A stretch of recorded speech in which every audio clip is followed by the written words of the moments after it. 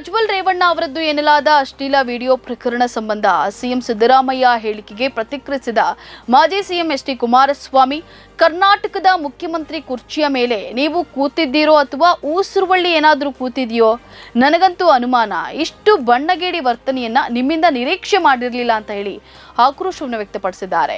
ನೊಂದ ಮಹಿಳೆಯರ ವಿಡಿಯೋಗಳನ್ನು ಜಾಲತಾಣಗಳಲ್ಲಿ ಹಂಚುವುದು, ಹರಡುವುದು ಮುಖ್ಯವಲ್ಲ, ಅದು ಅಪರಾಧವೂ ಅಲ್ಲ. ಅಶ್ಲೀಲ ವಿಡಿಯೋಗಳನ್ನು ವೈರಲ್ ಮಾಡಿದ್ದು ದೊಡ್ಡ ಅಪರಾಧ ಎನ್ನುವುದು ಯಾವ ಸೆಕ್ಷನ್ನಲ್ಲಿದೆ? ಅದನ್ನು ಯಾವ ಸೆಕ್ಷನ್ನಲ್ಲಿ ಉಲ್ಲೇಖಿಸಿದ್ದಾರೆ?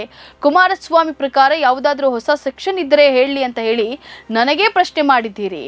ನಿಜ, ನೀವು ಸ್ವಯಂ ಘೋಷಿತ ಸಂವಿಧಾನ ತಜ್ಞರು, ಪ್ರಕುಖ್ಯಾತ ಮಾಜಿ ವಕೀಲರು, ಹಾಲಿ ಮುಖ್ಯಮಂತ್ರಿಗಳು. ಆದರೂ ನಿಮ್ಮ ಪ್ರಶ್ನೆಗೆ ಉತ್ತರ ಕೊಡುವುದು ನನ್ನ ಧರ್ಮ. ಆದರೆ ನಿಮಗೆ ಈ ಪರಿ ಅಜ್ಞಾನವೇ ಎನ್ನುವುದು ನನಗೆ ಸೋಜಿಗ. ಮಾತೆತ್ತಿದ್ರೆ ನಾನು ಲಾಯರ್ ಗಿರಿ ಮಾಡ್ತಾ ಇದ್ದೆ, ಸುಮ್ಮನೆ ಕೂತ್ಕೊಳ್ಳಿ ಅಂತ ಹೇಳಿ ಎಲ್ಲರ ಬಾಯಿ ಮುಚ್ಚಿಸ್ತಿದ್ದ ನೀವು ಈಗ ನೀವೇ ಬಾಯಿ ಮುಚ್ಚಿಕೊಳ್ಳುವ ಪರಿಸ್ಥಿತಿ ಬಂದಿದೆ ಅಂತ ಹೇಳಿ ಕುಮಾರಸ್ವಾಮಿ ಲೇವಡಿಯನ್ನ ಮಾಡಿದ್ದಾರೆ.